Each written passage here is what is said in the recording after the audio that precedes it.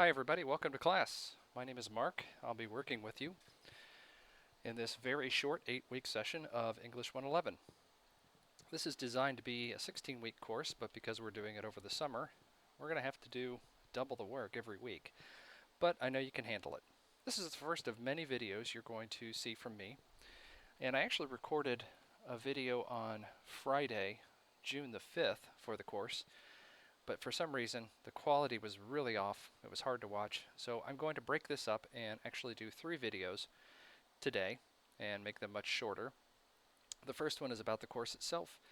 The second one will cover week 1, and the next one will cover session 2. I said week 1, I misspoke.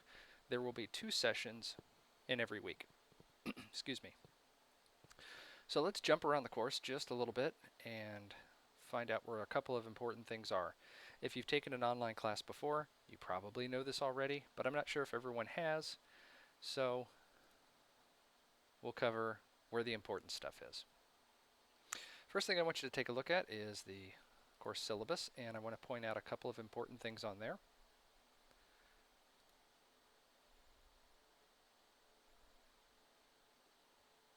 And it's a good idea to print this out and just hang on to it, because you can highlight it, make notes on it.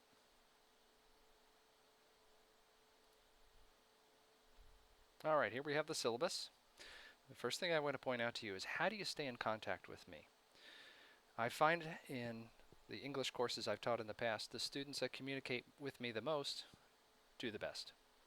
And my primary method of communication is text message. There's my cell phone number. Put it in your phone. Text me as much as you'd like. As long as it's not 3 o'clock in the morning, I'll probably answer you right away. The only thing I ask that when you do text me is that you tell me who you are, because I may not recognize your number. If you want to call me and talk to me on the phone, I have a toll-free number. You can call me there. Here is my Ivy Tech email address. Again, I prefer text messages over email, but if that's how you want to send things to me or send an attachment, there it is. I have a second email address which you are also welcome to use, and that is mstenger@MetLife. I work full-time for MetLife. I teach part-time for Ivy Tech. You can use either one. My Blackboard Instant Messenger ID is mstenger1. I'm not on that as much as I should be, but I try to stay up with it. And if you want to follow me on Twitter, I use Twitter a lot. I don't always tweet about things regarding class, but if you want to follow me there, you can send me a direct message and I'll probably follow you back. If you have online issues, technology issues, here's your contact person, Alyssa Leap, and her information. I'm not going to go through all of this because I know you will read it. Notice there's no textbook for this course. Well, there is. It's in Blackboard, and you've already paid for it, so you'll be using the online book.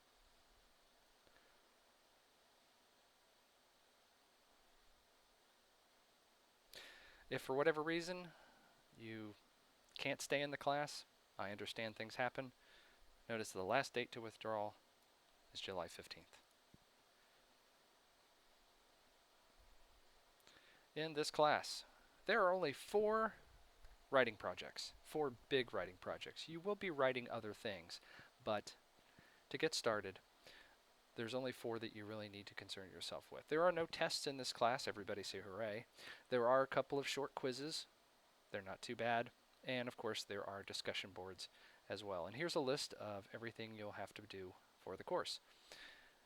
The things that are labeled as 10 points, those are usually short, multiple choice quizzes, and I know everyone will do very well with those. If you're concerned about your writing, or if you have apprehension about writing, I understand that. A lot of people do. It's important that you get all the easy points that you can, and easy points are these quizzes and the discussion boards. Gang up on those. And if you are a student that is in need of disability assistance, you can contact this person right here. And if that name looks familiar, yeah, that's my wife. Alright, let's go back to the class and take a look at the course calendar, which is under Start Here.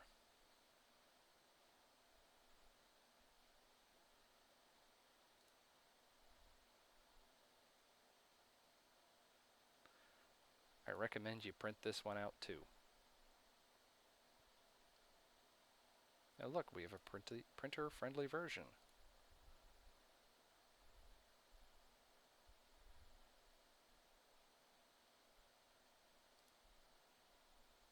I won't go through this entire thing. Just a few things I want to point out.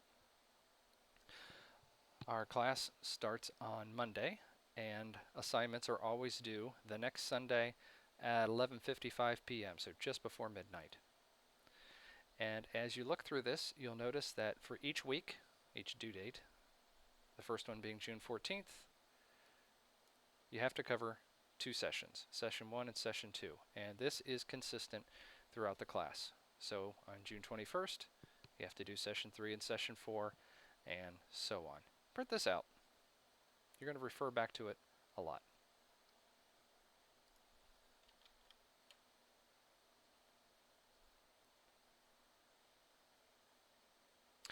In just a short while, I'm going to start video for session 1, and we will cover what you have to do for that first session. But before I get there, and before I conclude this introductory one, I want to cover 2 more things. Your first discussion board, which is not graded, but it is a way for you to get to know me, get to know each other. 10 students in the class, I make 11, so it's not a huge group. But the first thing I want you to do is go to the Discussions tab, open up the discussion board. You'll notice the first 2 is the Help Forum and the Cyber Cafe, where you can make comments about anything that is not specific to a class session. And the first one is Introductions. When you're ready to write about yourself, click on Create Thread. You do have to give it a subject heading, and you could say whatever you'd like about yourself. Tell us what you do, tell us what you're studying. Are you in your first semester, last semester? What are your hobbies? Whatever you'd like to say. And if you open up this one, gee, it's about me. What a surprise. I've made a couple of brief comments. You can reply back to one another if you'd like. It's a good way to get us to know one another. Again, it's not graded, but I think it's fun, and it's the easy way to get into the class and start working on it. The other thing I want to cover in the end of this short video is a couple of things about MLA. Now, MLA is the format you will be using to write all your papers for this class. The course refers to both APA and MLA. We don't use APA here. Why that's in the course, I don't know, but it is. If you're not familiar with MLA, I'll give you a couple of quick pointers. If you are familiar with MLA, then I guess maybe you can fast forward over the end of this. This is a paper I wrote for a class I took earlier this spring when I was finishing my graduate degree in English. I was at IU. And I've taught this class before, and I've taught this class online before, although not in a summer session. Some students have struggled with getting MLA format right, even to the end of the class. So I'll just point out a couple things that consistently some students have made mistakes on.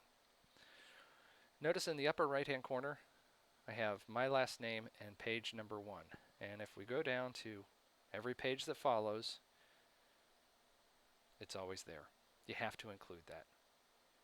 I don't even remember how long this paper is. Looks like it's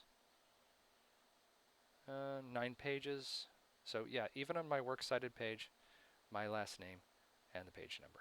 It always has to be that way.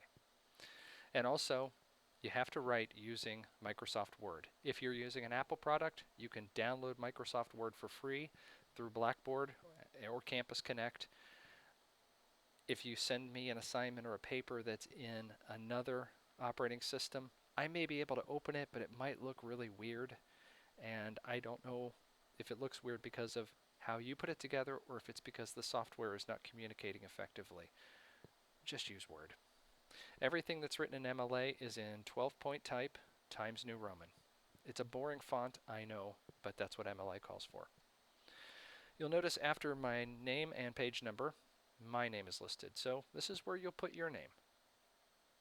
The next thing that is listed is the instructor's name. when I took this course, my instructor was Dr. Elisa Clapp-Ittmeyer. This is where my name will go. I don't have a PhD, just write Mark Stenger. So your name first, then my name, then the course. In this case, I was writing this for English L641. You're simply going to write English 111. Nothing past that. Don't abbreviate English, English 111. And then you use the date. Notice this date is different in format than how we typically say it. We don't walk around saying 13 March. We say March 13th. But in MLA, the date goes first, the month goes second, and then the year. And speaking of which, what date do you think you need to put down there? Well, in MLA, the date that you list is the due date.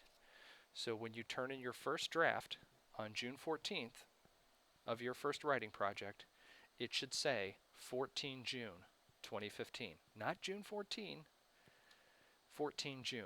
And not the date that you started writing it. You might have started writing your first assignment on June 9th. That's great. Don't put June 9th down. Put 14 June 2015. MLA does not use a title page, but it does use a title. And it's always centered. Notice there's double spacing between all of these, and the paragraphs are always indented. How many paragraphs should you have on a page? In MLA, 2 is a pretty good number. If you have 5, then you probably need to combine, and if you have 1, it probably needs to be broken up. So that's a quick primer on MLA. I'm not going to cover citations now. Those are important, and we will get to them, but for your first writing project, you probably won't have very many citations, if any. I'll talk more about your first writing project and everything we're going to do in session 1 on the next video. That's it for this one. Welcome to class, everybody.